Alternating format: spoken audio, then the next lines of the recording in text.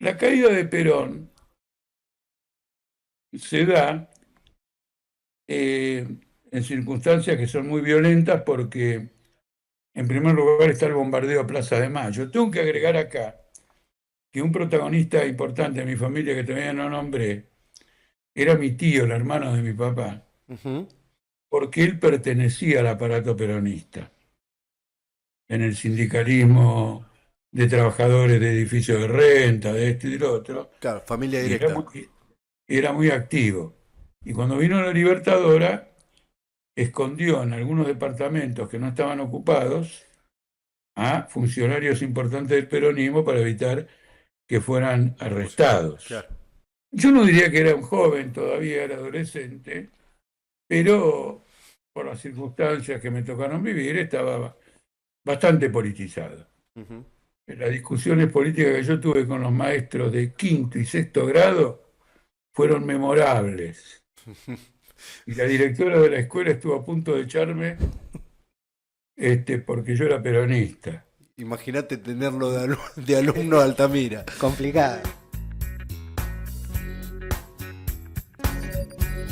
Y ahora sí, amigos y amigas, a propósito de producirse un nuevo aniversario del 17 de octubre, teníamos ganas de charlar sobre lo que ha significado el peronismo en la historia del movimiento obrero y tenemos el lujo de poder estar charlando con Jorge Altamira una vez más, eh, una figura sin dudas que en la historia de la discusión política en la Argentina y en la discusión política actual tiene sin duda mucho para decir. Así que en principio el agradecimiento a Jorge por venir nuevamente a Un Gallo para Esculapio y darle la bienvenida y también agradecerles por el tiempo. Bueno, muchísimas gracias. Vamos a ver qué sale de todo esto. Vamos a ver qué sale. Lo primero que me venía a la mente, pensando en hablar con Jorge Altamira sobre el peronismo, era preguntarte cuál es el recuerdo o la herencia cultural, social, que vos recibiste en tus años mozos sobre lo que significaba el peronismo en la Argentina. ¿Cuál es ese concepto que por primera vez escuchaste hablar del peronismo y te dijeron el peronismo es esto? No, no recuerdo exactamente si alguien me aclaró lo que era el peronismo o no, pero evidentemente en mi experiencia infantil había dos clases sociales. Ujú. Los sectores acomodados. Yo vivía en la frontera entre una zona extremadamente pobre y popular y una zona acomodada. Era el contraste, me pegó fuerte, me doy cuenta, me di cuenta con el tiempo. Entonces, todos los que estábamos en una condición de clase trabajadora, luchando por sobrevivir, por parar la olla, por ganar la educación, éramos peronistas. Ujú. Y los que estaban del lado contrario del peronismo representaban clases sociales adversas a los trabajadores o clases mejor acomodadas. Uno pensará que, bueno, como niño la simplificación esta era legítima, Claro. pero en el barrio la persona que vivía mejor que todos era un médico. Ujú. Yo siempre pensé que el médico era gorila. Nunca lo vi, tampoco veía a sus familias, tenía una vida muy separada, pero a partir de cierto momento me di cuenta que estaba equivocado. Este, Era un médico que estaba muy interesado en salir a resolver problemas de salud o de emergencia de los que vivíamos en el lugar, y con el tiempo sus dos hijas pequeñas, que crecieron más tarde, tenían posiciones francamente progresistas. Mirá. Con una de ellas, la menor, yo participé de la lucha por la defensa de la enseñanza laica Qué interesante. y nunca me hubiera imaginado, yo estaba en la secundaria, nunca me hubiera imaginado años antes que durante varios días íbamos a salir juntos, caminando hasta el Congreso, a participar de las movilizaciones. Entonces, esta es la primera noción básica, teniendo en cuenta que pertenecí a una familia donde mi padre había sido un fuerte activista sindical y había reconocido en el peronismo cosas por las que había luchado con anterioridad al peronismo. Totalmente. Entonces me las explicaba, me comentaba, o se conversaba en la mesa cuando volvía del trabajo, y bueno, fue la conmovisión que obtuve de la época, de esas circunstancias. Claro. ¿Qué era lo que recibía, digo, por parte de ese padre que tenía cierta experiencia o ciertos conceptos políticos y que había decidido trasladárselos a Jorgito? No, no, él estaba fuertemente politizado. Ujú. Me explicaba problemas internacionales. Bueno, después fueron naciendo mis hermanos y por lo tanto se transformó en un colectivo más numeroso. Eh, Tenía una formación política hecha en la vida práctica, pero bastante importante. Lo esencial era el reconocimiento que a partir del año 1945 se había producido un cambio enorme en la legislación laboral, Claro. algo que a él le había llevado luchas y luchas y luchas con anterioridad Ujú. en el sindicato gráfico, Claro. ¿no es cierto? En un sindicato muy combativo, y acá viene una cosa muy sugestiva. El sindicato gráfico estuvo intervenido por el gobierno durante todo el gobierno de Perón. Ujú. Sí, un sindicato con mucho peso y mucha presencia. No, tenía una tradición liberal, Mm. pero inclusive con una mayoría peronista, era hostil a la intervención sindical. Claro. Y finalmente, fíjate qué interesante, el interventor del sindicato gráfico fue más tarde secretario de Trabajo, ministro de Trabajo de Isabelita Perón, y por lo tanto asociado con las AAA, etcétera. Claro. Así que la hostilidad de mi padre al interventor del sindicato en una época tan temprana como en los años 50 se manifestaría 25 años después como perfectamente justificada. Tal cual. Mencionás esta cuestión de lo que habían significado ciertos cambios de regulaciones en las leyes, sobre todo en lo que tiene que ver con lo laboral. Eh, ¿Cómo vivías vos en ese momento, digo, teniendo en cuenta que el proceso ya había iniciado del peronismo, lo que había significado ese cambio, esa llegada de Perón desde la Secretaría de Trabajo a el poder? No, los cambios visto a la distancia y que me produjeron una experiencia que puedo llegar a contarles, no eran significativos. Ujú. Por ejemplo, nosotros teníamos un problema de vivienda que solamente resolvimos cuando ya éramos mayores, los dos, yo y el hermano que me sigue, después había otros dos más, pero, por ejemplo, los primeros problemas de vivienda eran severos Ujú. y no hubo ningún cambio en ese aspecto. Las condiciones generales de vida eran superiores al periodo anterior, antes de que yo naciera, en la década del 30, pero no había un cambio sustancial. En cambio, sí en los derechos de la clase obrera, Claro. ¿no es cierto? Es decir, el aguinaldo, Ujú. aumentos salariales, etcétera, y una sensación de que por primera vez la clase obrera era oída por un gobierno. Tal cual. Después, a lo mejor no satisfacía los reclamos en la medida en que se los establecía, pero no era indiferente, se escuchaba. Y me acuerdo una frase que mi padre, como la repitió algunas veces, me quedó grabada, que decía que los presidentes antes estaban guardados en una vitrina Ujú. y a este lo podías tocar. Claro, se había hecho uno más.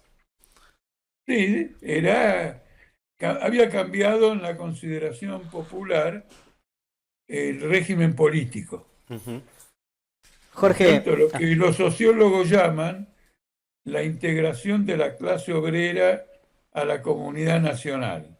Claro.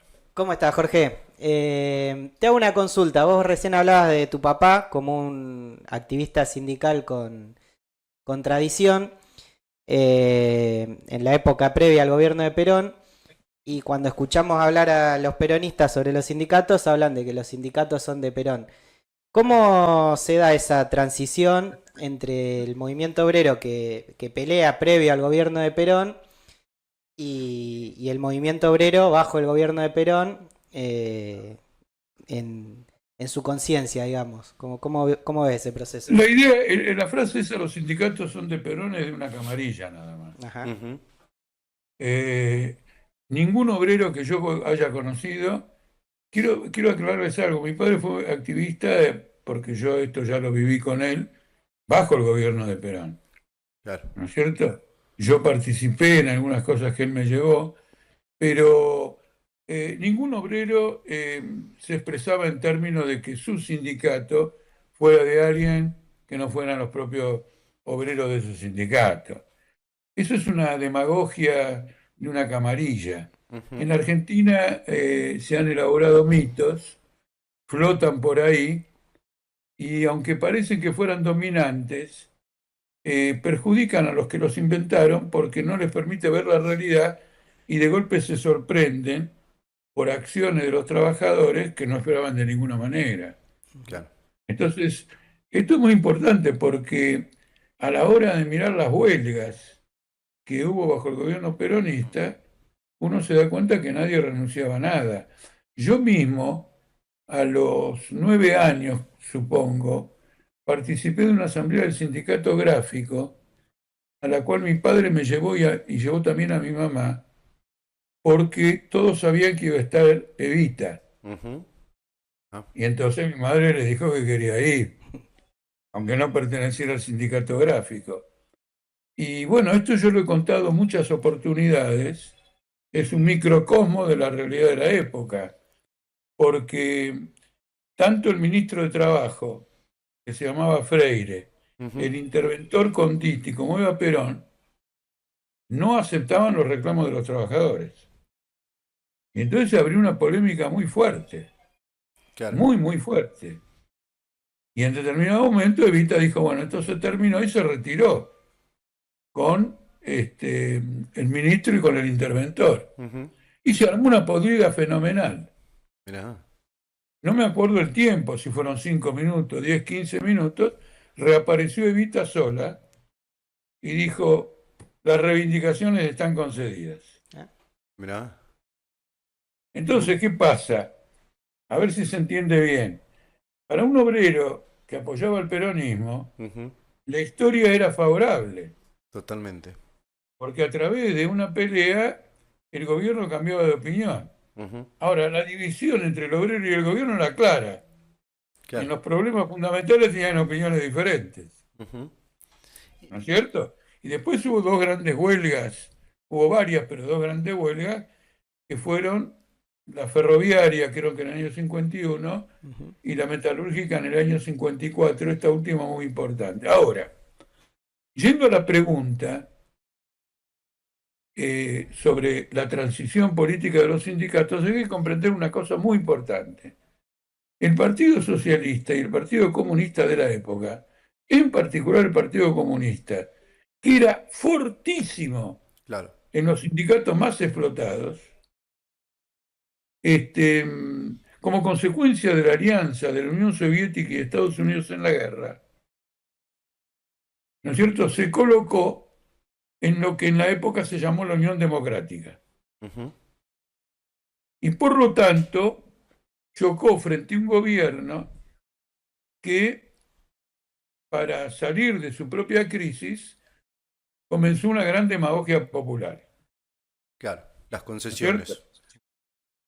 Claro, los aguinaldos, etcétera, y provocó la reacción muy airada, muy golpista, de parte, por un lado, de la Unión Industrial y de otro lado, de la Embajada Norteamericana. Ujú.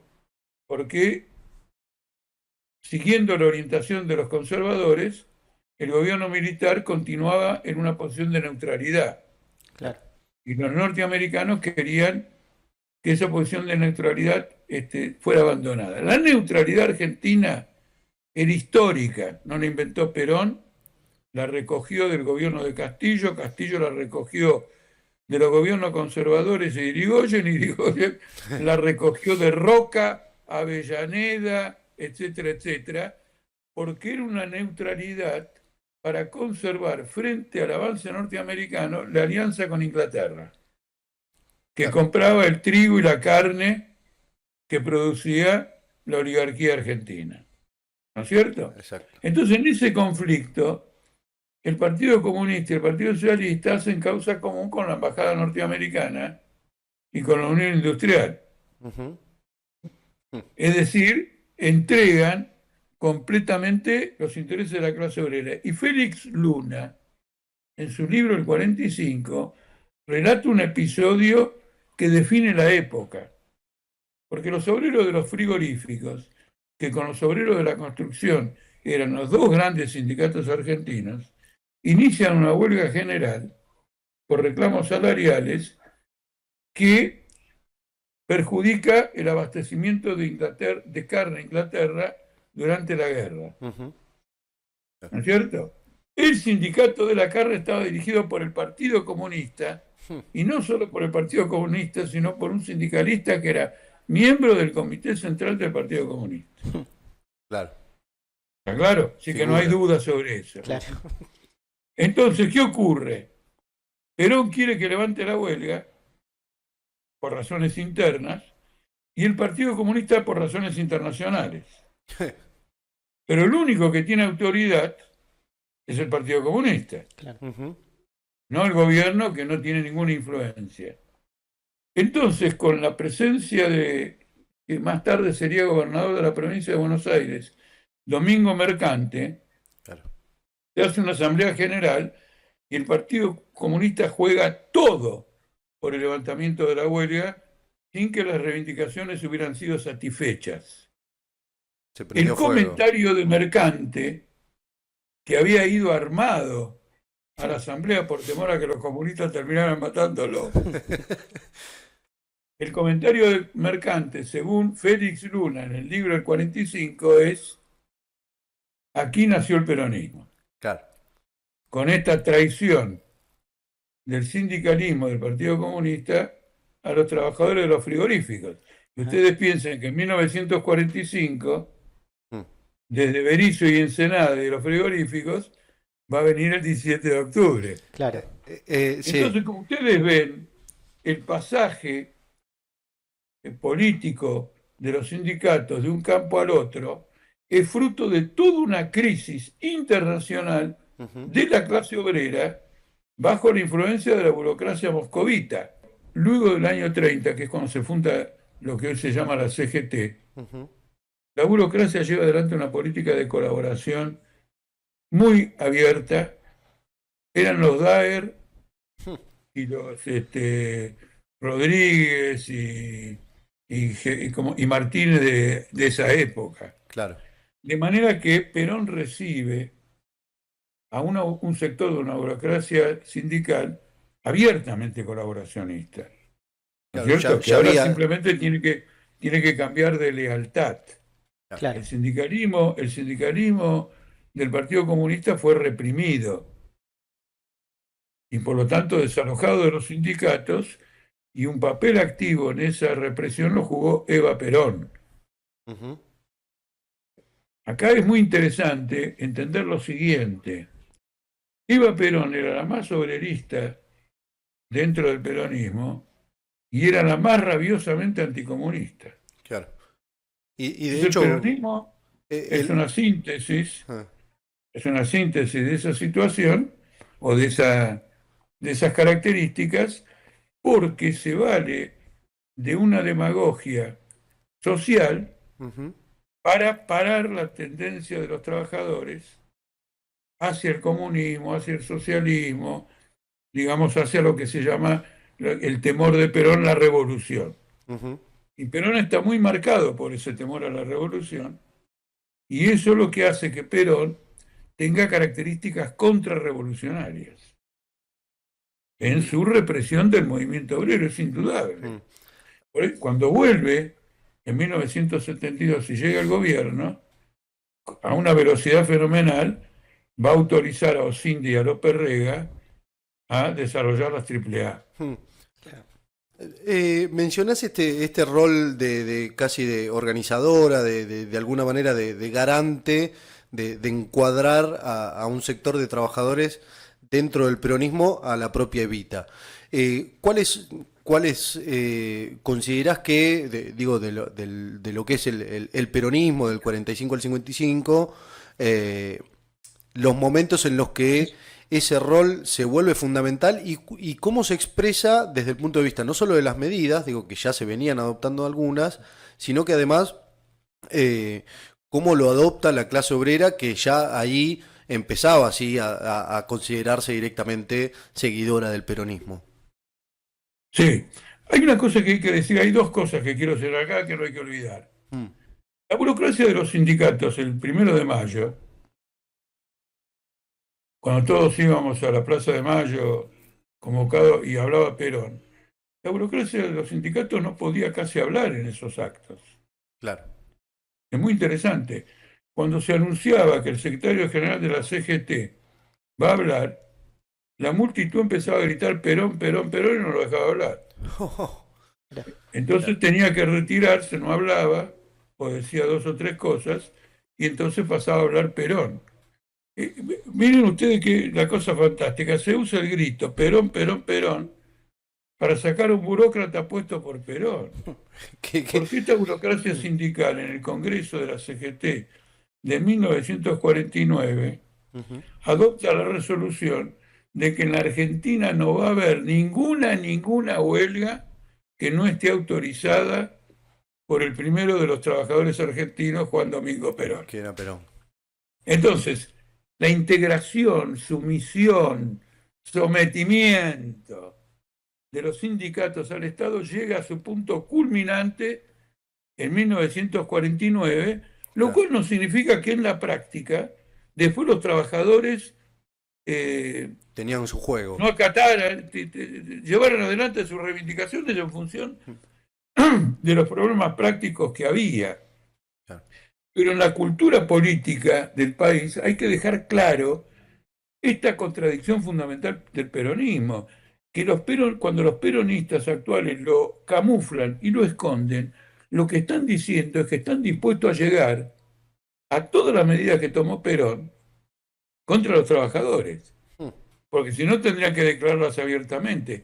Cristina Kirchner, cuando en las huelgas de la Panamericana, un obrero de la fábrica Gestamp se subió como una especie de guinche, desesperado porque en medio de la huelga por los despidos, Cristina Kirchner pronunció un discurso en donde le dio como en la guerra, preguntándole si esto cree que es el Palacio de Invierno y que estaba en la Revolución de Octubre y que se dejara de En joder. estos momentos tenemos cinco automotrices de las más importantes del país que emplean a miles de trabajadores, pero que al mismo tiempo también generan trabajo a miles de otros trabajadores del sector autopartistas, prácticamente paradas porque en la provincia de Buenos Aires, estamos hablando de una fábrica, doy el nombre, Gestamp. Yo le pido dos cosas a las autoridades: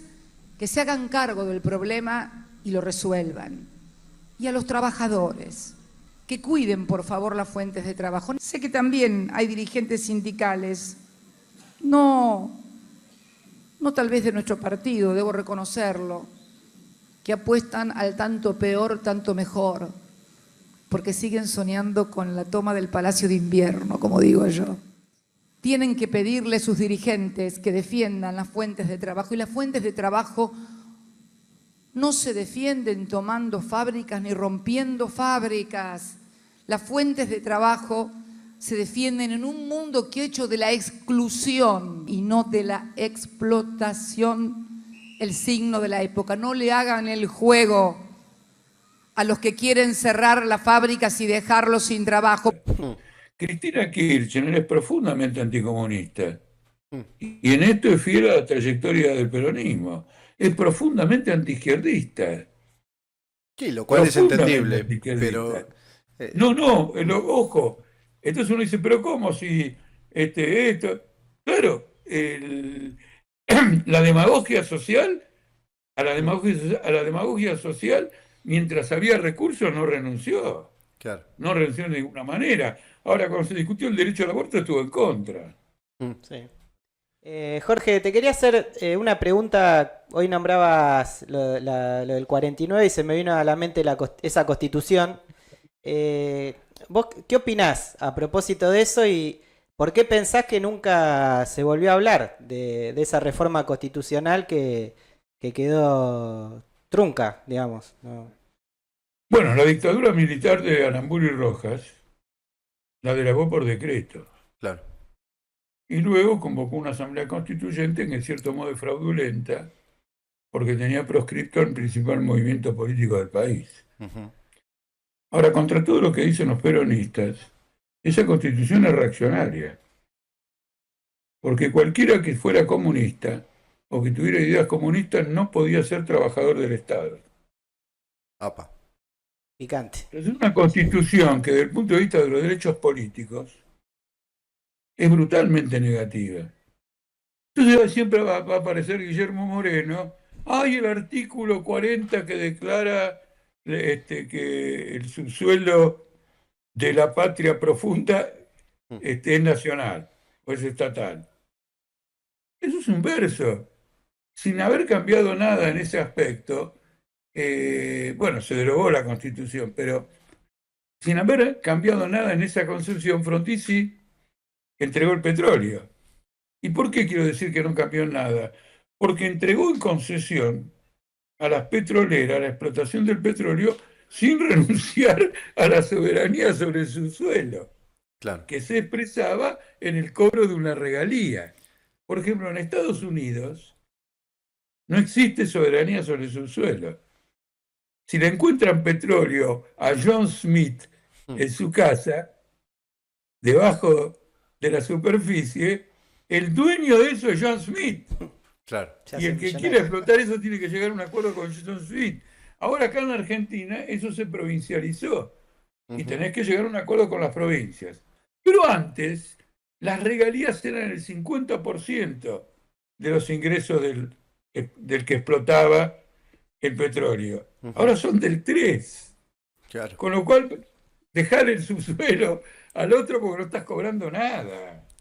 No estás cobrando literalmente nada, aunque claro, dependiendo de la escala de la producción, el 3% puede significar algo. Lo mismo ocurre con la minería en Catamarca, en San Juan. Lo mismo está ocurriendo con el litio en Jujuy, en Salta. Claro. ¿Me entendés? Entonces, el lado antiimperialista, este es un verso, simplemente una forma de disimular una posición, pero era muy reaccionario. Yo era niño, pero se hablaba tanto en mi casa que yo estas cosas las advertía. Ujú. Advertía estas cosas, advertía las contradicciones, pero no tenía la capacidad de conjugar todo esto y llevarme una concepción propia. ¿Me explico? Claro. Lo que quiero decir es que prevalecía en mi familia, prevalecía en nuestra forma de ver las cosas, el progreso social que había tenido la clase trabajadora durante ese periodo, y ya les digo, ese cambio de relación en cuanto a influir en una gestión de gobierno, por mínimo que sea, Claro. porque al presidente Ortiz, a Castillo, a Roque y todo lo demás, no los influía nada. No, no, No, Era no le como Milei. conocían, quizás ni le Lo conocían la primero, a cara. la primera Mm. manifestación te mandaban la cana Mm. y te sacaban a sablazos. Ahora, me detengo un segundo en esto que mencionaba sobre la característica de la Constitución. Digo, qué contradictorio porque quizá es una reforma que tenía, por lo menos desde la propuesta, algunos costados progresivos y por el otro tenía estos costados regresivos que vos mencionás. Digo, para pensarlo, porque de alguna manera, incluso hoy, sigue generando cierta reminiscencia y nostalgia a que eso fue una producción histórica del movimiento político más importante en la Argentina. Ningún obrero tiene presente en la cabeza la Constitución de 49. No, no, no. Pero Por- sí el no, no, peronismo. ninguno, no, pero te lo voy a decir por qué. Mira, eso es muy importante. Uno tiene que ver cómo se mueven los trabajadores en la calle, en las luchas, qué dicen y qué hablan. Todo lo demás es verso. Hmm, Le voy a hacer un contraste muy claro. El levantamiento guerrillero de Fidel Castro y el Che Guevara en Cuba hmm, se hizo con la consigna de la restitución de la Constitución cubana de 1940. hmm. ¿Está claro acá? Sí, Acá no hubo ninguna huelga general por la restitución de la Constitución de 1949, Ujú. no hubo ningún movimiento político, no hubo nada, y finalmente el peronismo en la Convención de 1994 enterró para siempre aquello claro. porque finalmente terminó adoptando una constitución que no tiene las características de la 49. Claro. El obispo de Nevares, gran figura, una gran figura política, una gran personalidad, se retiró de la Constitución del 94, la repudió como una gran maniobra política. Y por último, déjeme decir lo siguiente, las constituciones no pueden leerse simplemente en la letra, Ujú. porque si uno la lee en la letra, la Constitución del año 57, bajo el gobierno de Almirón y Rojas, es la que tiene los mayores derechos consagrados de los trabajadores. Mm. Salario mínimo vital y móvil, derecho de esto, derecho de esto, derecho de esto. Aramburu y Rojas eran dos perfectos reaccionarios, fusilaron a una gran cantidad de militantes populares Mm. y dijeron, pongan lo que quieran, lo importante es que nosotros ahora pasamos a la historia como no los autores de la Constitución, pero que bajo nuestro gobierno se hizo. ¿Qué pasa? En la Constitución del 49 intervinieron muchos radicales liberales, Mm. dijeron, bueno, este es el espacio que nos han dado en la jaula, aprovechémoslo para meter tres o cuatro cosas. Después cuando gobernaron, jamás el salario mínimo fue igual al costo de la canasta familiar. Debo decir, sin embargo, con una excepción, bajo una parte del gobierno radical de Humberto Ilia. Ujú. Claro. Dale. Jorge, yendo un poquito más adelante en el tiempo, me gustaría que nos cuentes de manera anecdótica, no me sale la palabra, Anecdótica. un poco cómo fue vivir los años ya finales del gobierno de Perón que llevaron a la derrota del 55. ¿Cómo era ser un joven en ese momento y cómo viviste Bueno, el hecho, digamos, concreto? sí, yo no diría que era un joven, todavía era adolescente, pero por las circunstancias que me tocaron vivir estaba bastante politizado. Ujú. Las discusiones políticas que yo tuve con los maestros de quinto y sexto grado fueron memorables. Y la directora de la escuela estuvo a punto de echarme porque yo era peronista. Imagínate tenerlo de alumno de Altamira. Complicada. Claro, Mamita. no, y le voy a decir una cosa, luego, cuando empezamos a desarrollar política obrera, en los primeros años, compañeros que estuvieron conmigo en las primarias participaron como fundadores. ¿No?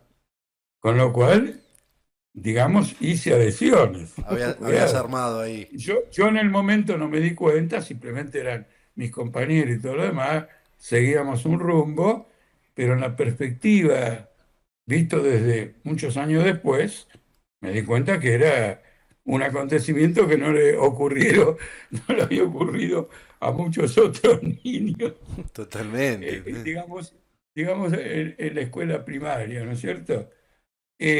No, lo que ocurre es lo siguiente. Eh, la caída de Perón se da eh, en circunstancias que son muy violentas porque, en primer lugar, está el bombardeo a Plaza de Mayo. Tengo que agregar acá que un protagonista importante de mi familia, que todavía no nombré, era mi tío, el hermano de mi papá, Ujú. porque él pertenecía al aparato peronista, en el sindicalismo de trabajadores de edificios de renta, de esto y del otro, Claro, familia y directa. era muy activo. Y cuando vino la Libertadora, escondió en algunos departamentos que no estaban ocupados a funcionarios importantes del peronismo para evitar que fueran arrestados. Claro. ¿No es cierto? Quiere decir que el ambiente general se movía, Picantón. digamos, en este terreno. Bueno, ocurre lo siguiente, todo lo que fuera movimientos de la gente de las clases capitalistas contra Perón, para mí era claro que era totalmente reaccionario, ya se lo había dicho a mis maestros, Mm. que eran todos gorilas, este, y no lo dudé en lo más mínimo, además creo que en mi convicción íntima sentía que los había derrotado Claro. a los maestros en lo que tiene que ver con el debate político. Eh, entonces la caída de Perón, en primer lugar, fue muy traumática porque lo comprobé en el curso de los años, el golpe de Estado del año 55 había fracasado, Mm. totalmente. Pues- Es decir, el ejército se conservaba del lado de Perón mm.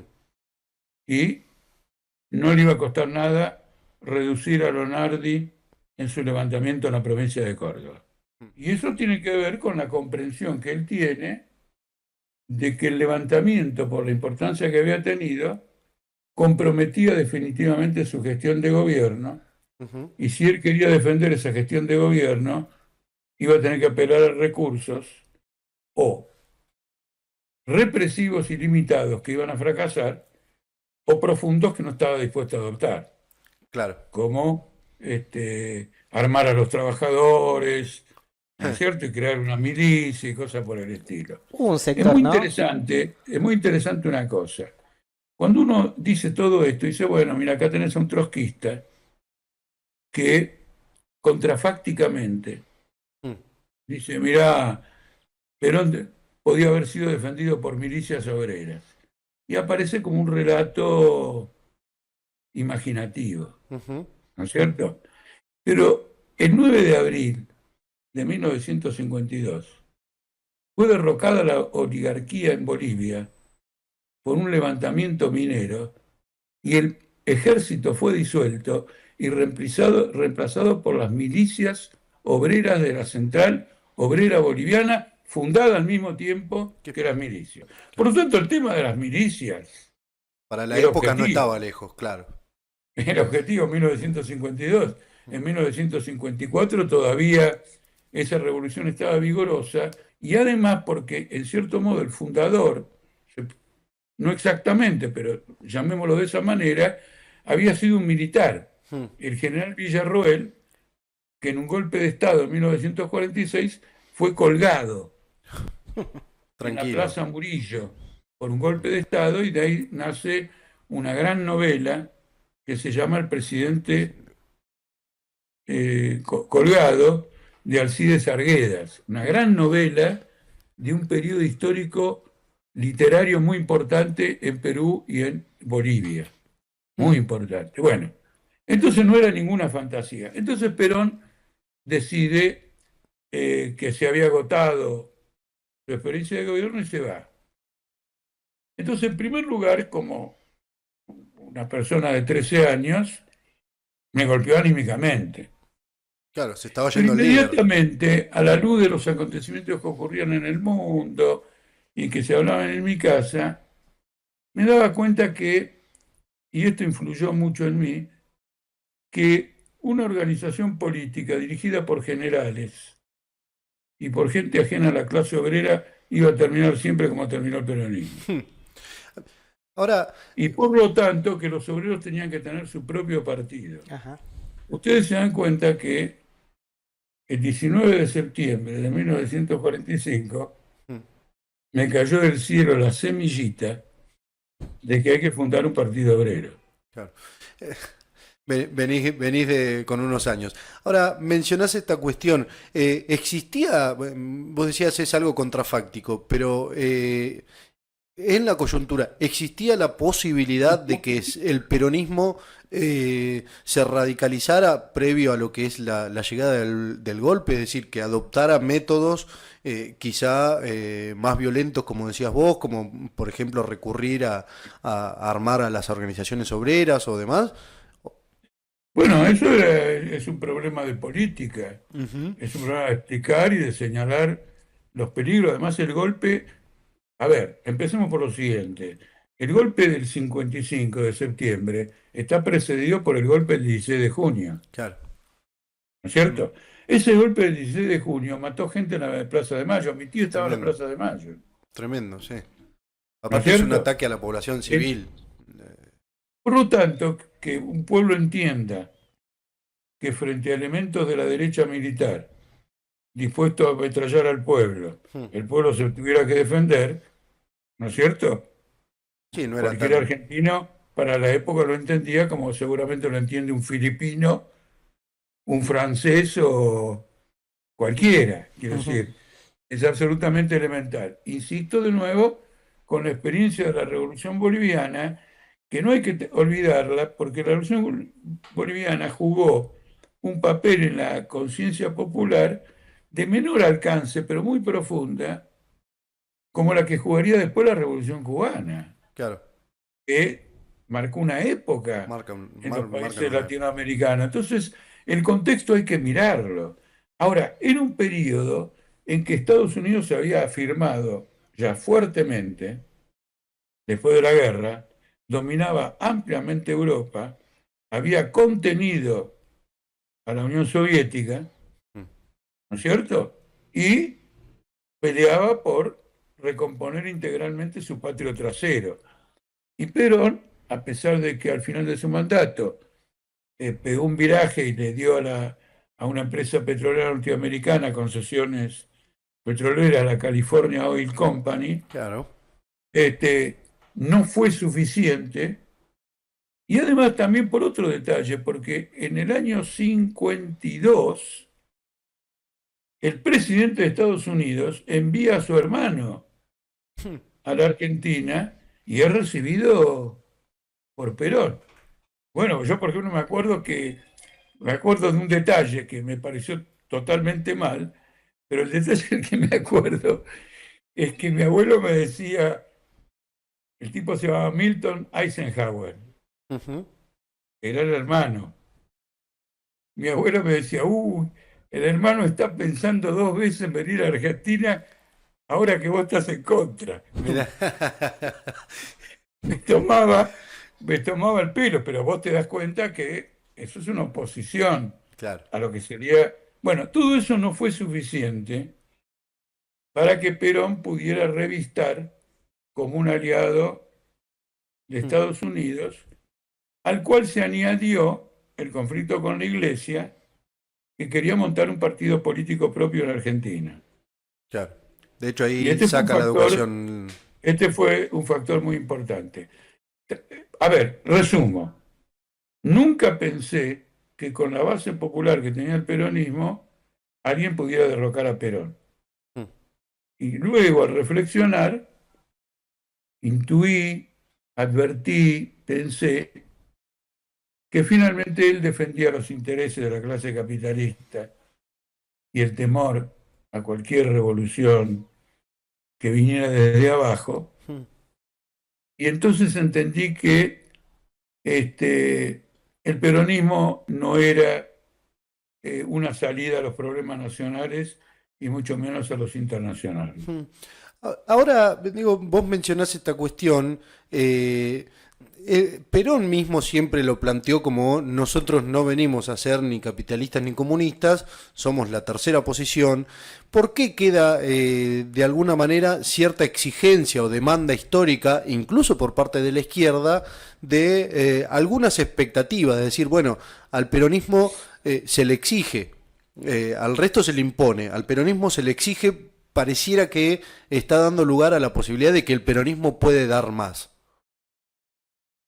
Ocurre lo siguiente, en la historia de la época hubo experiencias nacionalistas muy avanzadas. Mm, Y como fue advertida por la Internacional Comunista en la época de Lenin, estas experiencias avanzadas todas se encubrían con el nombre de socialistas. claro, había una confusión. Entonces, en el año 52 tiene lugar en Egipto una revolución importante, derrocan a la monarquía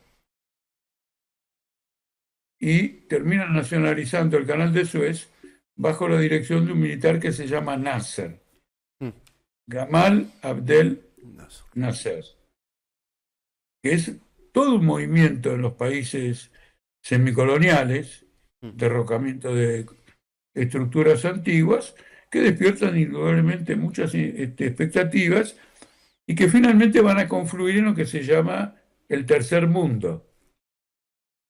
Y de ahí vienen los no alineados, claro, donde hay dos grandes experiencias. La Indonesia, no podemos entrar ahora, que es el producto de un gran levantamiento anticolonial contra los holandeses, un gran levantamiento. Indonesia, la India que expulsa al Imperio Británico, ¿no es mm, cierto? El Medio Oriente. Entonces Perón no inventa estrictamente nada, claro. ¿cierto? Se venían Es una, produciendo movimientos de liberación. es una posición equidistante de dos potencias en donde los países de desarrollo más débil buscan maniobrar de unas contra las otras Mm, para mejor negociar desde una posición de debilidad. Por ejemplo, ahora se está diciendo, a raíz de la entrevista que le hizo Susana Jiménez a Milei, que Milei está coqueteando ahora con China, mm, y la explicación sería que como Caputo no consigue $1 partido, no mm, consigue ni $1 partido de parte del FMI y de los fondos internacionales, hay que cuidar el swap chino. claro. Sí. Entonces, hasta Milei, que está metido hasta los tuétanos en la OTAN, aparece con esta posición Ahora resulta que los típica, chinos son buenos amigos. Claro. claro, Ya típica, no son más digamos, comunistas. eh, típica de este tipo de situaciones. La panquequeó ahí. Sí. Lo importante con respecto al peronismo, y en el relato que les estoy haciendo, es el conjunto de esta historia que oportunistamente Mm, muchos dirigentes tratan de olvidar. Porque les quiero decir lo siguiente, Perón hizo un intento de volver a la Argentina ujú, en 1964, claro. bajo el gobierno de Ilia. Que no se lo permiten, ¿no? No lo autorizan. Bueno, muy bien, pero él dice, voy a volver a la Argentina. Queda en Brasil, ¿no? Sí, nosotros que éramos un pequeño grupo, sacamos una declaración que decía, Perón no vuelve a la Argentina. ¿No es cierto? Es muy importante esto en la historia, yo creo que es inclusive importante en la historia política de Argentina. Mm, Ahora van a ver por qué. Porque la razón que damos para decir que no vuelve, es que bajo el gobierno de Ilia había una enorme tranquilidad social. No estaba en peligro nada. claro. Realmente, ese año 64 parecía la playa de Acapulco. Manteca al La techo. tasa de Mm, claro. no solo eso, la tasa de crecimiento del Producto Bruto fue elevadísima, 6-7%, e Ilia ordenó a su canciller y a la Armada Argentina, que se encontraba en la zona del Caribe, a disparar 21 cañonazos en homenaje al pueblo dominicano que se había levantado contra la dominación norteamericana en un levantamiento extraordinario en el año 65. Sí. Estados Unidos invadió la República Dominicana con 40.000 soldados. Ahora, Después a Vietnam... No, perdón. ¿No es cierto? Entonces dijimos, no, no pasa la nada. burguesía no quiere que venga Perón. Perón va a venir acá a perturbar el ambiente. Claro. Y la burguesía lo que no quiere es que cuando el ambiente se perturbe, él venga a controlarlo. Claro. Sí, sí. Bueno, les cuento esta anécdota. A raíz de una crisis por esta posición en nuestro pequeño grupo, la declaración se demoró. Ujú. Entonces, en un momento determinado, nos desesperamos y entramos a repartir el volante cuando anuncian que Perón había salido del aeropuerto de Barajas. Entonces, algunos compañeros dijeron, Muy "Che, jugado". paremos esta volateada porque parece que la hemos pifiado. Dije, ahora más que nunca. Pero Mirá. está volando hacia acá, está cruzando el Atlántico. Pero viene, Jorge, ahí viene. ¿Cómo es que no vuelve? ¿Cómo es que no vuelve? Digo, no sé. Mirá, Pero volver no vuelve. mirá qué interesante. Ahora, Muy interesante. No, mencionás pero eso. espera, quiero terminar. No solo lo detiene en Río de Janeiro. Cuando en el 72, Mm, chocando con Lanuse, dicen que va a volver Perón, nosotros decimos, sí, vuelve. claro, ahí Esto era no es necesario. Acapulco. Claro. Después del Cordobasto es un levantamiento fenomenal. Claro, Y Montoneros ha nacido para bloquear ese levantamiento fenomenal y enderezarlo hacia una salida con Perón. claro. Y Perón es un hombre de confianza de las grandes corporaciones internacionales o en general del sistema, Ujú. como militar, como general, ¿no es Sí, cierto? ya como dirección se había probado que tenía ciertas cualidades, un dirigente, un líder natural en algún momento y que genera todo, Bueno, todo un cambio de época. pero ustedes ven ustedes ven entonces cuál es la función del peronismo. Mm. Ahora, En el 64 no, pero en el 72 sí. Y aunque naturalmente nosotros defendemos el derecho no solo de Perón, sino de cualquier argentino en residir en la Argentina, obviamente, si a ustedes les pasa algo y no lo dejan venir al país, Esperemos que nosotros no. vamos a estar en contra, sin que importe las ideas que tengan. Ujú. Señalamos al mismo tiempo que Perón venía a terminar un aplastamiento del Cordobazo. Claro. Y se forma... Cuando mencionás esta cuestión de lo que implica Perón como líder, mencionaste en algún momento lo violento que fue el golpe del 55. ¿Cómo queda ese espacio de el líder, exiliado?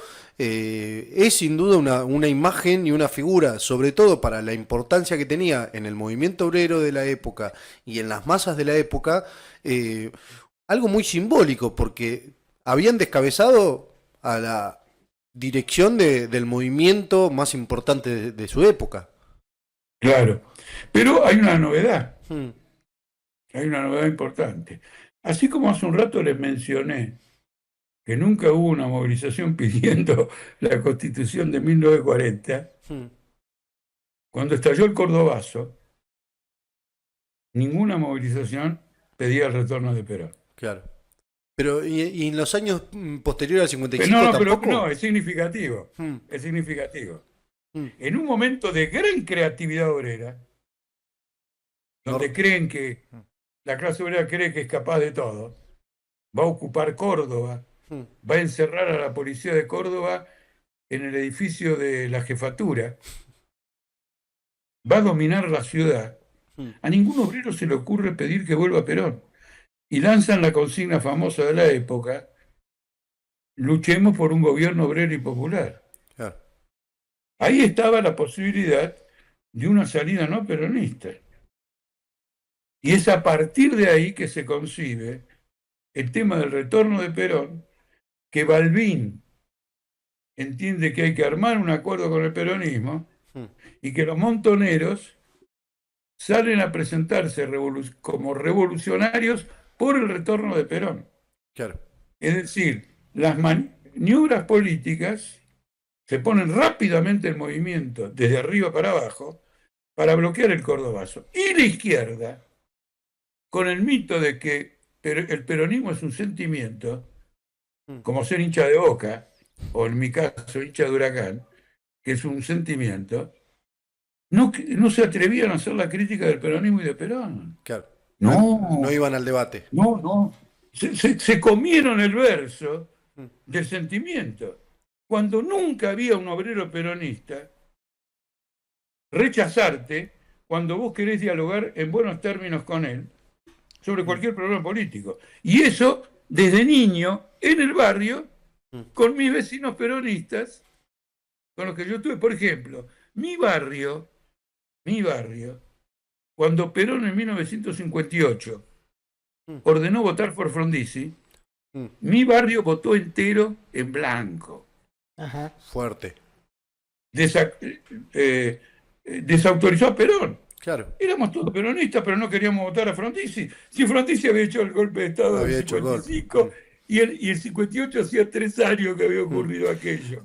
Hay un concepto sobre ese periodo, digo, la famosa resistencia peronista, que quienes dicen que lo que surge en realidad es una resistencia del movimiento obrero porque el peronismo no logra imponerse como dirección en ese periodo. ¿Cuánto hay de eso? Digo, y ahí sí ya tenías tu experiencia militante y política. Sí. No, la resistencia peronista se refiere a la acción organizada de sectores del peronismo para luchar contra Aramburu y Rojas. Había obreros, pero no era un movimiento de la clase obrera. Era el peronismo. De determinados cuadros del peronismo. Sí, sí. Porque en todo momento en el peronismo hubo gente dispuesta a colaborar. Claro. Con Aramburu, con Lonardi, con Mongo, con Onganía, permanentemente. Algunos que creían que bueno, ya está, se terminó todo el peronismo, ahora viene otra cosa, vamos con esto. Como ocurre ahora que Claro. se van con Sí, Milei. que aparecen. Kirchneristas que son nombrados en posiciones ministeriales o de secretarías con Milei. Entonces había un movimiento de resistencia. Está bien, quiero decir, es correcto que ellos se llamaran de resistencia, eso es lo que se proponía. Hacían propaganda, hacían actividades, hacían atentados, hacían cosas, y era resistencia peronista. Luego está la de la clase obrera. Claro. Bien. En la clase obrera, de la cual no se habla, la resistencia comienza con la huelga petrolera en septiembre y octubre del año 58. No, perdón. Comienza con el levantamiento, porque yo me estaba refiriendo al periodo de Frondizi. Comienza con una gran huelga el 17 de octubre en Rosario del año 1955 y hay distintos acontecimientos que a través de las 62 organizaciones que se radicalizan van expresando la lucha de los trabajadores. Esto va a culminar bajo Frondizi con la huelga general, la única huelga general realmente completa en Argentina, declarada el 19 de enero de 1959 con motivo del ingreso del ejército en el frigorífico Lisandro de la Torre. Claro. Ahí hay una respuesta. Y lo que pasa ahí, que es el elemento más importante de toda esta historia, es que la dirección del sindicalismo peronista renuncia entera y es reemplazada por la segunda fila, que tiene a su frente a quien era el secretario general de la carne del frigorífico Lisandro de Torro, Sebastián Borro. Es decir, que cuando por primera vez se produce una huelga general indefinida, sin límite de tiempo, contra esta invasión, la dirección oficial del peronismo se quiebra y surge una nueva dirección política, que luego no prospera porque no tiene las condiciones de preparación, de organización, porque es una improvisación. Claro, no se había probado previamente. Pero para nosotros es importante como tradición histórica. Es una tradición histórica positiva, esa huelga y ese cambio de dirección, como después va a hacerlo el Cordobazo, Mm.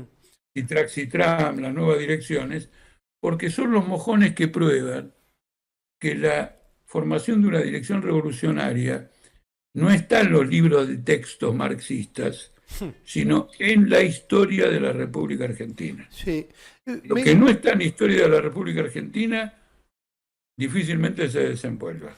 Me quedo y te vuelvo un poquito a lo que mencionabas antes, y en esa repartición que planteas entre lo que significa la resistencia peronista, que es la propia organización llevando adelante distintas medidas, y por el otro lado cierto aspecto de resistencia obrera. ¿Existió en algún momento la intención por parte del peronismo de unificar ese proceso, o de alguna manera se desligó y lo llevó solo por su lado? No, si hubo, no creo que haya habido ningún intento. O por lo menos serio, digamos. No, el intento más importante tiene que ver con lo que eran las 62 organizaciones peronistas, Claro. que en ausencia de la legalidad sindical por el golpe de Estado, Ujú. se convierte en una organización político-sindical, Claro. ¿no es cierto? Ahí se discutían los conflictos, las reivindicaciones, etcétera, pero dominado por una circunstancia política como era no ya la proscripción de Perón, Mm. sino también la propia proscripción del movimiento obrero, Mm. los sindicatos intervenidos, No, y de las etcétera. propias organizaciones, claro, sí. Sí. Claro. Esto es lo que va a motivar que Frondizi, en el acuerdo con el que llega Perón, con Perón, Mm. y Perón, en el acuerdo que llega Frondizi, a través de Reinaldo Frigerio, para las elecciones del 58, el punto central sea la legalización de los sindicatos con una ley de asociaciones profesionales que aseguren la formación de una burocracia sindical peronista. Mm. Y ahí se terminó las veleidades políticos combativas de las 62 organizaciones. Claro, directamente son cooptadas ahí. Sí, Totalmente, porque lo que aspiraban era tener la caja de los sindicatos Mm. una consulta, y desde Jorge. esa base de poder actuar. Ahí en esa época que marcás, está el programa de La Falda y después está también el de Huerta Grande, que lo crean organizaciones obreras y que yo la otra vez lo leí y me sorprendía por el grado de radicalidad en la conciencia por los planteos que proponen. ¿Eso cómo lo ves Exactamente. vos? En su momento causó una tremenda impresión. Pero al final, esos dos congresos, interesante, van a ser un reflejo, una expresión de lo que había pasado en Bolivia. Ah, Claro. Porque, como consecuencia de la Revolución del 52, la minería se nacionalizó. Y se nacionalizaron empresas, y en algunas se estableció un control obrero muy burocratizado, pero un control obrero.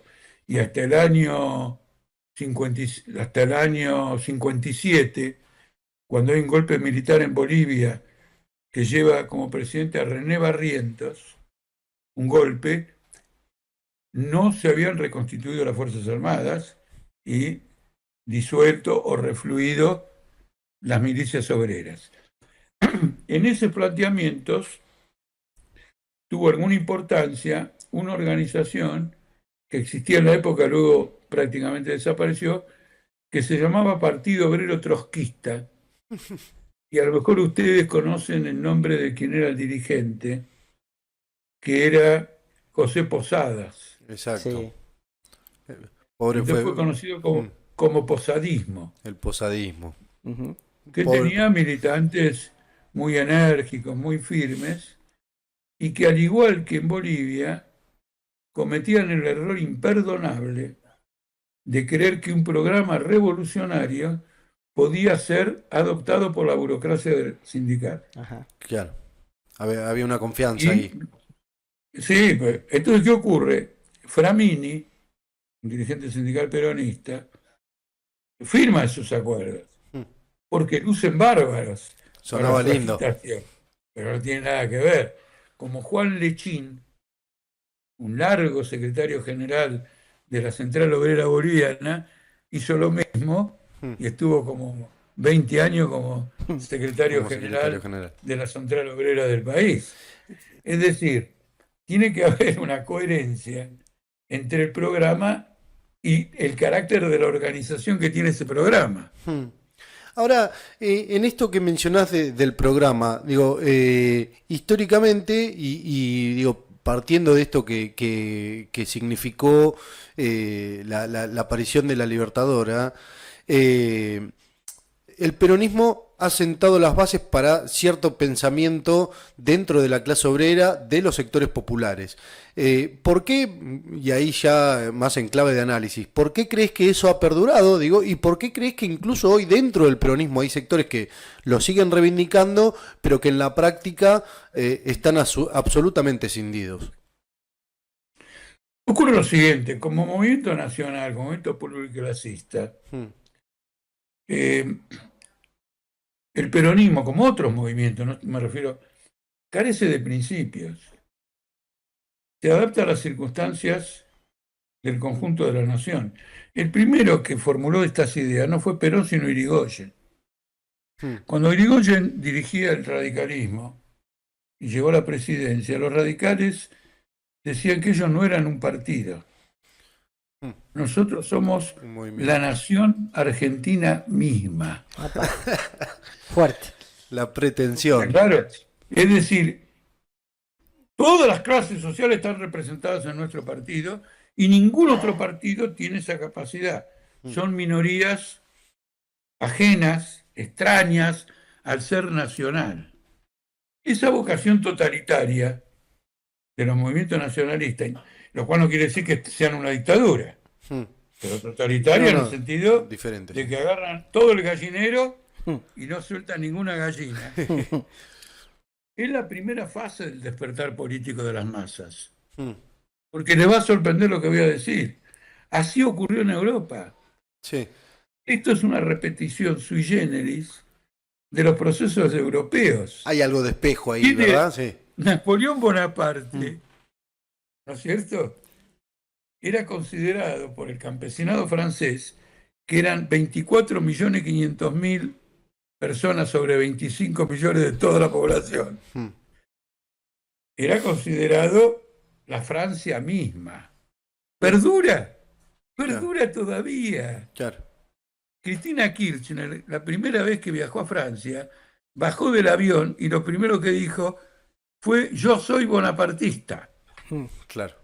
Como creyendo que se identificaba por un lugar con el sentimiento de los franceses y por otro lado con el conocimiento político, porque Cristina Kirchner lo tiene, del rol del bonapartismo como una atrapa a todo. Claro. En la izquierda, el marxismo, los socialistas no se consideran la nación misma. Se consideran la clase obrera mundial misma. Claro. En oposición al capital. ¿Ven la diferencia? En el mejor de los casos, representantes de la clase obrera. Quiero decir, no importa qué grado te tenga de representación, quiero decir, en su concepción. Claro. Sí. ¿Está claro? No estoy diciendo que representen o que representemos a la clase obrera mundial. En nuestra concepción, esa es la representación. La concepción de un nacionalista es el atrapa todo nacional, y ese totalitarismo en un momento de crisis profunda se torna casi vecino al fascismo. Vecino al fascismo. Eso es indudable. Entonces, ejerce ese tipo de influencia que, mientras no es superado por una experiencia histórica determinada, va a persistir en tal o cual lugar. Por ejemplo, uno se puede preguntar, los que votaron por Milei, algunos, no la clase media, los sectores peronistas que votaron por Milei, no se inspiraron, llamémoslo culturalmente, en el caudillaje, en la imagen del líder, que expresaba Milei, etcétera, etcétera, porque acá a la Argentina la salva un hombre. Me acuerdo cuando era chico, bueno, ya no era tan chico, pero era adolescente, encontrarme gente por la calle que me decía: mira, los argentinos estamos perdidos, esto no lo arregla la de acá, si no viene un Franco o un Fidel Castro ¿Se entiende? Sí. Ya no le importaba la orientación política.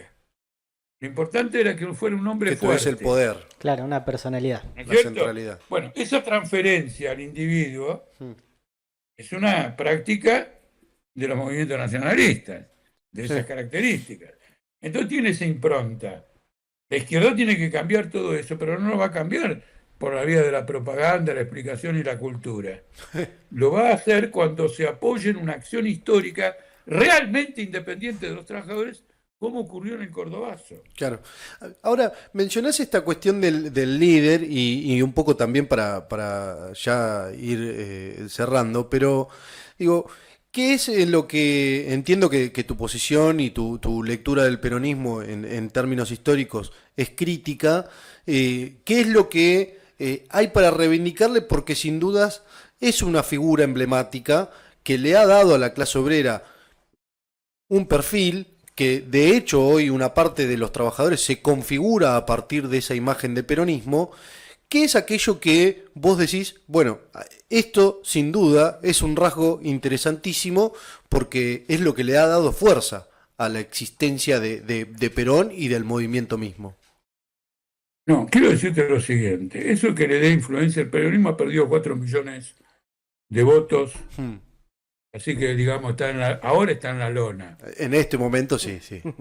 En este momento está en la lona. Bueno, vos sabés muy bien que cuando el referí cuenta 10, se terminó, quedaste en la lona. Así que no es que uno se levanta alegremente de la lona. Sí. Y aunque puede reconstruirse, no lo va a hacer con la eficacia que lo hizo en otros momentos, y tampoco con la orientación, porque vos tenés una reconstrucción kirchnerista del peronismo y tenés una reconstrucción menemista. Sí, Y los kirchneristas eran menemistas. sí. Hay una ¿eh? disputa ahí. El Sí. primer menemista de este país fue Néstor Kirchner, porque hizo la primera privatización, Sí. la del Banco Provincial, que se le entregó a los esquenazis, Ah, que nos están enjuiciando en Nueva York por 16.000 millones de dólares. Bueno, entonces eso del que el peronismo todavía influye, esto está más para cadáver que para otra cosa. Ahora, no es necesario reivindicar nada. Mm. Comprender un fenómeno político, mostrar por qué en un momento determinado se nació y se desenvolvió, Mm. eh, ya es un aporte, Totalmente, porque sí. a la hora de reivindicar, a la hora de reivindicar, uno tiene que mantener la coherencia con las ideas siguientes. El nacionalismo no es una salida para la crisis capitalista del mundo, Mm. menos ahora que nunca. La unificación del mercado mundial es absolutamente descomunal. Macri entró en una crisis vertiginosa cuando en el mercado financiero de Nueva York hubo un cambio en las tasas de interés, Mm. que le voltearon todos el programa a él, a Caputo, y provocaron una fuga de capitales que habían entrado para hacer un beneficio de corto plazo. Es decir, la integración del mercado mundial es fabulosa. Las respuestas a eso tienen que ser internacionales. Y la única corriente internacional existente o potencial es el socialismo. No es el capitalismo porque está dividido por intereses nacionales. Cuidado, si Trump es fascista y hay otro tipo que es fascista en Europa, no quiere decir que pertenezcan a la misma corriente. No, es Todo que dependerá de las contradicciones de Estados Unidos Mm. con ese país claro. europeo. de hecho hay una tendencia a esa polarización, a un choque de esas tendencias Hay un internacionales. choque, etcétera. Sí. Bueno, entonces no se trata de reivindicar, sino de comprender que para ciertos sectores de las masas Mm. es su despertar. Claro. Y por lo tanto, hay que entenderlos en el despertar. No hay que plantearle una exigencia de que debe obrar de otro modo de la noche a la mañana, porque eso va a ocurrir a la luz de su propia experiencia, Claro. no hasta a la luz de indicaciones y peor, ultimátums Mm. de alguien que se mueve fuera de esa experiencia. ¿No es cierto? Eso es absolutamente clave. La gente cambia para bien o para mal a la luz de su experiencia. No basta la experiencia, porque es necesario que la experiencia sea acompañada de una reflexión sobre ella. Y la función de un partido político como el nuestro es trabajar en la reflexión sobre las experiencias reales, objetivas, Está bien. que los trabajadores de Argentina hemos vivido todos y las conocemos de memoria. Claro, Pero tenemos que arribar a conclusiones comunes. quizá el grueso del debate se produce justo en ese intersticio que vos planteás, que hay en algún punto, el peronismo es cierto despertar de sectores de masas, pero con el cual no hay diálogo, y sobre todo en los últimos años. ¿De parte de quién? Interno incluso, pero desde afuera pareciera que el diálogo de la izquierda está un poco sesgado, es decir, hay una crítica muy descarnada a lo que ha significado el peronismo en los últimos años, sobre todo el menemismo para acá, que imposibilita de alguna manera que el debate sea fructífero. Bueno, ahí tengo una discrepancia, Hmm. porque lo tuyo es correcto para ciertos momentos. Bajo el kirchnerismo, la mayor parte de los grupos de izquierda fueron perros falderos del kirchnerismo. Y cuando alguno quiso evitar todo eso, diciendo esto es populismo y todo lo demás, se colgaron de la sonada ruralista Sí, eso fue. del 2000, 2011, No, 2008. 2008. O ¿Está? 2009. de 2008, Claro, después de se Cristina. colgaron y vos tenías a Vilma Ripoll Claro. desfilando con la rural en el Monumento a los Españoles. Eso fue duro, quemaron más cartucho que el peronismo en 30 años, Bueno, en pues, 10 días. es decir, acá viene el problema de las contradicciones las contradicciones propias de la izquierda, Hmm. que la invalidan como tal izquierda. Por ejemplo, hay organizaciones de izquierda que, con el argumento de que Ucrania tiene que ser independiente, apoyan a la OTAN. Claro, Sí. terminaron Ahora vos te das aliados. cuenta que Ucrania nunca va a ser independiente de la mano de la OTAN. Claro. Difícil que venga por ahí la salida. ¿Se entiende o no? Y Sí, que sí. esto es una guerra donde el tema nacional ucraniano está rezagado frente a una guerra entre potencias Hmm. por el reparto del mundo. Claro. Y que no es esta guerra el escenario de la emancipación nacional ucraniana. Entonces ocurre lo siguiente, mientras hablábamos de las críticas, de los balances del peronismo, aludíamos a una izquierda en abstracto. Claro. La izquierda hoy en la mayor parte del mundo está totalmente entregada a los regímenes existentes. Lo ves ahora en Francia. En Francia hubo elecciones de 2 turnos y para el segundo turno la izquierda francesa pactó con Macron votarse recíprocamente allí donde uno hubiera alcanzado el derecho a ir al segundo turno. Claro. Un Resultado, acuerdo. Sí. resultado de la lucha contra Macron terminó en la supervivencia de Macron. Sí. Jorge, yo para ya la última de mi parte, por esto ya que estamos con la izquierda, ¿vos cómo ves parada la izquierda de acá en adelante, digamos, frente a un posible futuro levantamiento o acción independiente como ha ocurrido en la historia argentina? ¿Ves que está a la altura? ¿Qué ves que tiene que mejorar? Mira, un oyente me lo preguntó en una radio. No es que me lo preguntó, me aseguró que la izquierda estaba preparada. Esté preparado o no esté preparada, no hay ningún sector de izquierda que esté planteando la crisis actual en términos de preparación para una acción histórica de la clase obrera. Hmm. Están preocupados por las elecciones de 2025, quién va a ir primero en una lista, quién va a ir segundo, cómo se va a rotar, ¿no es cierto? Es decir, están viviendo su propio engranaje interno, sus cuestiones internas. Ujú. Y luego, consignas vacías, han estado todo el año pidiéndole a la CGT una huelga general, mientras la CGT estaba en la Casa Rosada discutiendo con Guillermo Francos y Santiago Caputo la reforma laboral. Es decir, quiere decir que no hay... A ver, hay momentos en que vos te das cuenta que una fuerza política está agotada porque no hay nada creativo, Claro. no tiene nada, no dice algo original.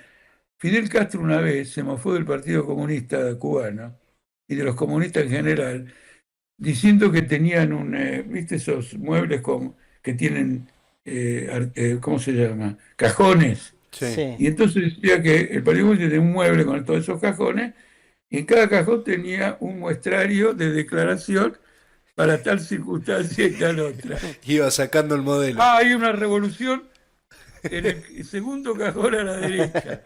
Están las declaraciones. Es decir, a veces uno dice, mirá, quiere un paro general. No, pero no tiene creatividad. Porque la confusión, el momento actual se caracteriza por una brutal crisis del movimiento obrero oficial. La Unión Obrera Metalúrgica no pudo firmar un convenio colectivo decente después de 7 meses. Claro. Está dirigida por un renovador, Urlán, que le sacó el puesto a Caló. ¿Te acuerdas de Caló? Sí, sí, sí. Este es un renovador. Es kirchnerista, Mm. nacional y popular. Pero a Techín no le sacó un mango y no hizo nada para sacarle un mango durante 7 meses en una caída en picada de los salarios de Siderca, Siderar, Sí, toda la industria. Asintar, etc. Es de una crisis brutal. Acá hay que intervenir en esta crisis, sacar a los trabajadores de ese encierro en que los someten los sindicatos, buscando todas las posibilidades que se ofrecen por la crisis misma para que eso ocurra. Como por ejemplo ahora la lucha contra el cierre por el Salud. Hospital Laura Bonaparte. Es un hecho muy importante que haya sido ocupado el hospital. Mm. El gobierno que te prohíbe salir de la vereda, Mm. le han ocupado un hospital. Claro. Mirá, vos no me dejás salir, pero te como adentro. Hago las señales de mi ley. Mm. Claro. Jorge, yo, y ya con esto así te despido, mencionás esta cuestión, digo, ¿cuánto hay? Y para pensar, estamos ante las puertas de un nuevo aniversario del 17 de octubre y el peronismo en su conjunto tiene un debate por delante. La izquierda también está en ese debate de qué sucede con parte de los trabajadores, con parte de los sectores populares. ¿Cómo pensarías vos este 17 de octubre si tuvieses que decir, che, bueno, este es el camino? Pongamos en pie un nuevo 17 de octubre. No, un nuevo 17 de octubre no, tiene que ser algo diferente. Ya el cordobazo fue superior al 17 de octubre, Claro. porque el 17 de octubre, aunque fue una iniciativa popular que ya estaba en desarrollo, Mm. contó con el visto bueno del Estado, Ujú. no es que estuvo en contra. Los militares se dividieron, no sabían qué hacer con Perón, entonces, con el acuerdo de que si había una movilización, Perón venía y le decía a la gente que se fuera de la casa al trabajo y del trabajo a casa, Mm. lo aceptaron como alternativa política. En el cordobazo eso no ocurrió, Claro. nada de eso. Ya es una instancia superior. Y hay instancia superior también, una huelga general de la que se habla poco, en junio y julio de 1975. Sí. Claro. Y la gente solamente la conoce porque al final se fueron López Rega y toda su camarilla, Mm. y porque un general que era denunciado como fascista, que se llamaba Numa Laplane, fue reemplazado por un general que todos lo llamaban democrático, que se llamaba Rafael Videla. Jorge Rafael. Sí. ¿Está claro? Muy Sí, se ha hablado democrático. mucho Nosotros en la sobre ese época, momento en los últimos años. Nosotros en ese momento, ante el cambio de un fascista por un democrático, Mm. sacamos la consigna de el golpe de Estado ha entrado en cuenta regresiva. Uf. Porque en este país los liberales y los demócratas en el ejército son los que se han adueñado de todos los golpes de Estado. Tremendo, tremendo. Eh, Realmente he disfrutado este encuentro.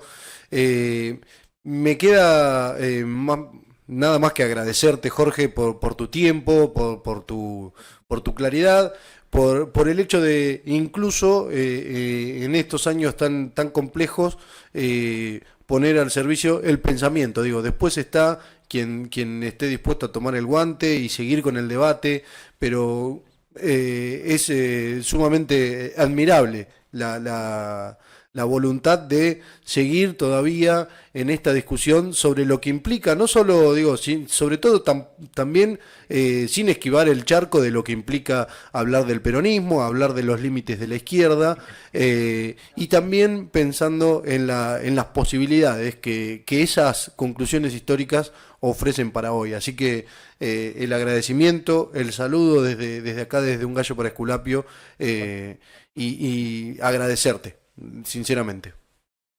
Bueno, miren, yo les digo una sola cosa. Lo que ustedes no van a escuchar el 17 de octubre, desde ningún lugar, Este es el título, ¿eh? es el llamado a que las tropas de Israel se vayan de Gaza y del Líbano, Ujú. que dejen de matar gente, decenas y decenas de miles, destrucción de ciudades, de medio ambiente, de personas, y que esto es solo el comienzo, porque ahora se viene como posibilidad una guerra con Irán. Eso es lo que les tiene que llamar la atención. Este es un país donde una guerra genocida no ha recibido el repudio de ningún movimiento nacional y popular. Mm. Y Grave. esto es toda una caracterización. Sí. Es toda una caracterización. Les Gracias. agradezco mucho y que tengan muy buenas noches y que disfruten del día que antes era de la raza y ahora es de los pueblos originarios. Bien, Salud, Jorge. Salud. Chao, gracias. Chao, chao. muchas gracias.